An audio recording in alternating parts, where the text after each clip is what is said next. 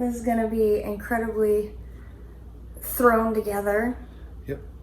He's not feeling so well. And I am for once. Yeah, it's really weird. It is really weird. That is not common at all.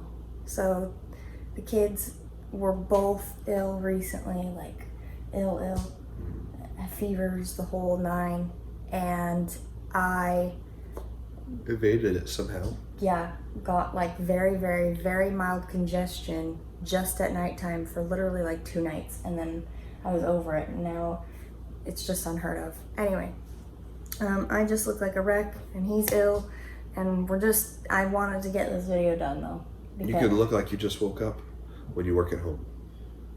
And not like on video or anything to people. So hence why I look like I just woke up and it's like 9 o'clock at night. Well, oh yeah, it's really late, so the lighting's great. And yeah, kids are both asleep in bed. But we're doing a little second trimester update, and he is joining me because I've now left my second trimester. And a rundown of here it went, because I did it for my first, now I'm doing it for my second. Probably will do it for my third. Gosh, I don't even remember where my second trimester started. Like, how did I even end? I just feel like this whole pregnancy has been one long bad blur. Not gonna lie. Yeah, I think the happiest moment of the pregnancy was when we found out that you were pregnant. We're like, yeah! Yeah, probably. And then since then, it's just been like, dang it. I know. So I guess we'll start with the mental load, because that'll be the easiest thing to sum up. But I've been struggling a lot with what was it called? The antenatal anxiety? I think that's what it's called. Got a little depression there sprinkled in. But stop. She is so jumpy. That's one so side effect jumpy. of it. Literally today, I made her jump so bad. Well, and last night too. Because last night she was putting Zion into bed, and I came out from work and put Ronan in his bed. And I was coming out of Ronan's room, and she was coming out of Zion's room, and she didn't know I was out here. She jumped like a mile. I bit my tongue because I almost screamed, and it hurt really bad. Right. So normal people will jump at things like that, but she is extra jumpy. She jumps like crazy. And we looked it up, and it's actually a symptom of antenatal anxiety. So. And it's ridiculous. So it's like, if you don't know exactly what it is, it's basically like postpartum anxiety, but during pregnancy. And it is, I've dealt with anxiety and depression and panic attacks and all that stuff for years. I've dealt with it, and I always thought I had a pretty good grasp on how to work it, you know, because I've gone to so many therapists over the years, and I've just worked and worked and worked on myself through it, you know. But this is unlike any anxiety that I have ever felt.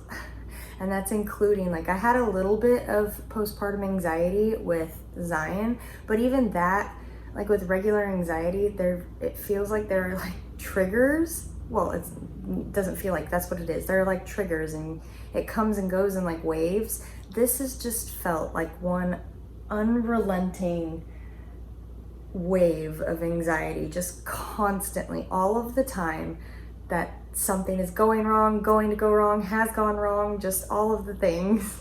It does not help that I am extremely a high risk case, and I just seem to get more and more high risk as we go on. Because I know that I mentioned before that I am monitored and treated for the preeclampsia. And I've also mentioned before that I am at a higher risk for hemorrhaging postpartum, like right after birth though, like at birth, because of Zion. I hemorrhaged with him, and so that's already 2 high risk things. And then you have the mental high risk factors and all that stuff. Something new that happened in the second trimester was the placenta previa. That's been fun. So I briefly mentioned it in videos before, but now I can go a little more in depth. So at our 20-week scan, we got the diagnosis as something called placenta previa. You can be full previa, where it, so what it is, let me start by saying what it is. You good? Okay. I'm good. So what it is when your placenta is too low lying, and it can either be very close to your cervix, partially covering it or fully covering it. And I'm not a full previa, so I'm not like covering it, but they said I'm only about an inch or so off. So I'm a marginal placenta previa. And so basically what that means is you have an increased risk for hemorrhaging during the pregnancy, which can obviously cause problems for mom and baby, including like oxygen deprivation for baby and among other issues. You good? I'm good. Oh, I thought you were about to cough again the way you're reaching back.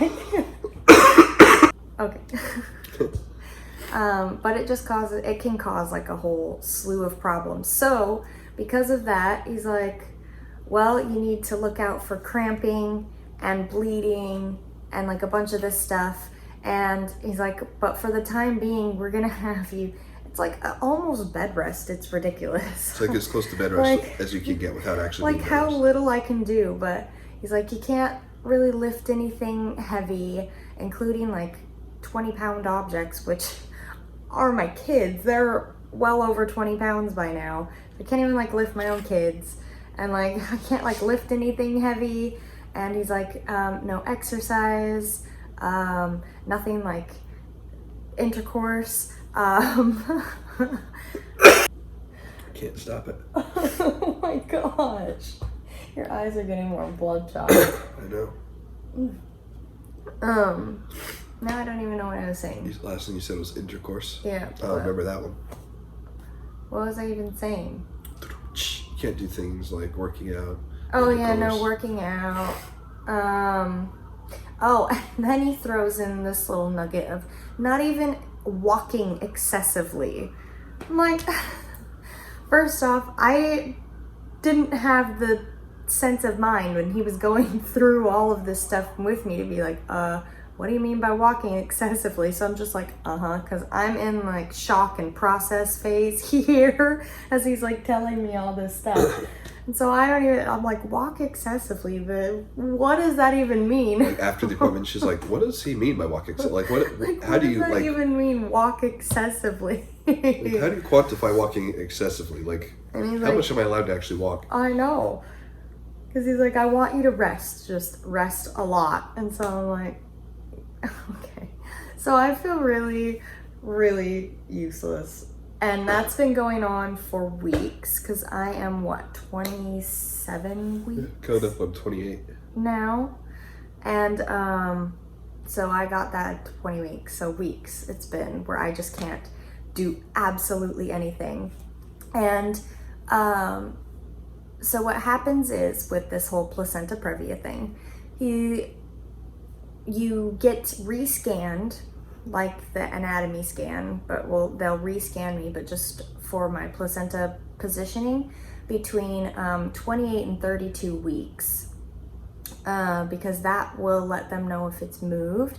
And it also is a very patient process because it needs time as your uterus grows and baby grows and stuff for your stomach, all of that stuff to expand. That's what will help it to move or not, the placenta.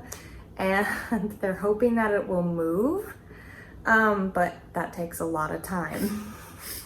So I'm coming up on that window now where I can be rescanned for it, but he wants to wait until the later half of the window, understandably, just to give it as much time to move as possible, because I guess it was like really close. Thankfully, I haven't had any issues with like bleeding or cramping, or please don't like, but thankfully, but yeah, so I've still got a ways to wait to see what's happening with that. But if it either A, doesn't move, or B, moves closer to my cervix, basically the goal is to get me to full term, and then they're gonna C-section me. because it would be super dangerous to go into labor and try and birth a baby with that condition. So I would have to be a C-section case, which I am absolutely terrified at the thought of, because one, I don't like needles at all. Like she was able to scrape by the first couple deliveries without getting any, like, the minimal amount of needles necessary was what she had. Which was basically the IV. And yeah, she basically just got the IV. Whereas if she got C-section, there'd be a lot more jabs. Yeah. On top of that, I am extremely uncomfortable with the idea of being awake while I'm being opened up. Like, yeah, that just, everything about a C-section makes me extremely scared. So, that's kind of the rundown of the placenta previa. Did I miss any points? He's had to pick up an incredible amount of slack because of what I cannot do anymore. It's ridiculous. Of course, like, mentally, this has been the hardest, physically and mentally, this has been the hardest pregnancy I've ever gone through. And the physical aspects seem to make the mental aspects 5 times harder. So I am so emotional this pregnancy. I think I'm more emotional than I have been with both of the previous 2 pregnancies combined. Like, I'm so emotional on top of just like the anxiety and all that stuff. It's ridiculous. I've said to him so many times, like, I am pretty sure that I've cried more this pregnancy than I've cried in my entire life. Like, it's so bad. And yeah, but things like the whole placenta previa thing and not being able to do things that I used to do and needing help with tasks that feel so dumb to need help with, I'm always like, Kyle, like, I'm so useless. Like I said, I'll stop. Like, I work in a call center, right? So I got my headset on and I'm taking calls. But I'll like take a break for a sec to come and put the boys in the bed because they fall asleep on the couch often before enough, bed, yeah. And she can't carry them. I'm and not so alone. Yeah. I don't know what I'm gonna do. Let them sleep on the couch for the next 2.5 hours till I get off of work because I get off at 8 o'clock. Like, I know. I'm like, I could be doing some things. All right, so to help her out, I go and put them in bed. That's just like one of the things. Because normally I would do that myself, but not anymore. Right. But yeah, it's been crazy in that regard. Yeah. And there was the what's it called? Gestational diabetes scare. Oh yeah, I was gonna go through that next. Yeah, so something else that has never happened to me in a pregnancy is you go in for your 1-hour glucose test, you know, all that jazz. I failed it. I've never failed it before. And so I failed it. They had me like change my diet up, and that was so stressful because I had never gone through it before. And I had no idea what in the world I was doing, and then I had to go back in for the 3-hour test. And I've never been for the 3-hour test, so I had no idea what that entailed. Again, I hate needles, and they had to do 4 blood draws on me for that because that's what happens. And I've still got a bruise. One of the jabs like actually hurt. Like, they're normally pretty good where I go to get them done, but that one hurt. And I got a pretty big bruise from it. But not the point, not the thing that scares me. The needles just scare me in general. If I was scared of the pain, I probably couldn't have birthed 2 kids without epidurals. But I can't explain my fear of needles. I don't know. They just scare me. But so that was really not fun. And I had to do that. And then I tried to call for the results just to see if I'd passed or failed. And they were like, well, unfortunately, I can't tell you if you passed or failed, but I can read you your numbers. I was like, okay. And they read me my numbers, and I was like, I have no idea what those mean, but thanks. They're like, yeah, well, unfortunately, I can't tell you if you passed or failed or not, but, you know, your doctor will go over it with you on your next appointment. And I was like, I know that's just next week in like a few days, but I don't want to wait that long. Like, yeah, well, at that point, we were stressing out about her like blood sugar, like every moment of every day. Yeah, it was ridiculous. Trying to make sure that she was eating and getting what she needed. And well, because on top of like failing the 1 hour, I had to adjust my diet. I just didn't know how severely yet. Right, and so we were trying to be really good about it. We went out and did like a whole grocery trip of just getting stuff she could eat, and it ended up being way more expensive than a regular grocery trip. And so that was stressful in and of itself. But not to mention the price of groceries are just insane right now, so that made it so much worse. Yeah. Oh my gosh, and then, yeah, on top of that, we trying to figure this out, because again, we have no idea what we're doing.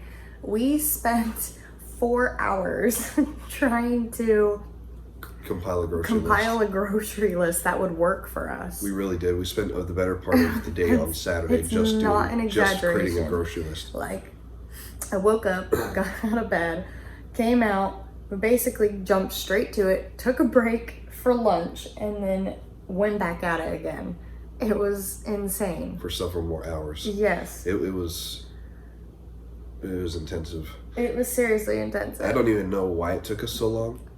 I have no idea. But it was insane. It was just figuring out everything, and I didn't know, like, sodium content, fat content, sugar content, yeah, so we carb were like content, researching as we were grocery planning. Yeah. I had like my laptop and I made like a spreadsheet of the different items that we were getting and how much of each one for what meals on what day, and it was intense. It was a lot because we didn't want to overbuy. We wanted to get what we needed, but we needed to break it down by meal to see how much we needed overall, and it was insane. It was insane. But then I get to my appointment, fast forward, because that was a stressful, like, what, couple of weeks or so? 2.5? Yeah, it was different. Something like that. We were trying to make that work out because, again, I knew I needed to adjust my diet at that point, but they didn't tell me by how much. They didn't tell me, like, how mild or severe. So we just assumed that she had gestational diabetes, and so we were going off of that. Well, also on top of that, like, it was mentioned, like, oh, it's not very common to pass the 3 hour once you pass the 1 hour. And so I was like, 1 hour, yeah. I was like, especially with, if that's true, and especially how this dang pregnancy is going, like, I failed. Like, there's no way.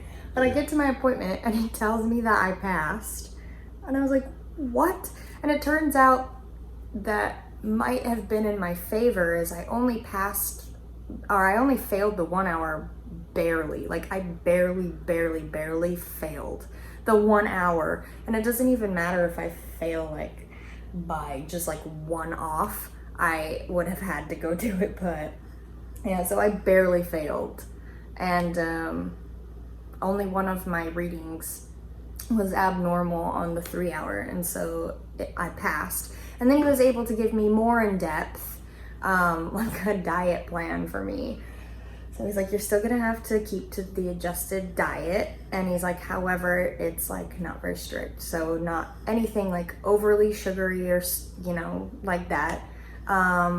Just kind of keep an eye on carb intake, try and go like whole wheat and stuff when you can, and be protein heavy. And it was pretty, he's like, but it's pretty like lenient because you technically don't have gestational diabetes. You're just gonna have to kind of watch what you eat a little closer. I was like, I can work with that.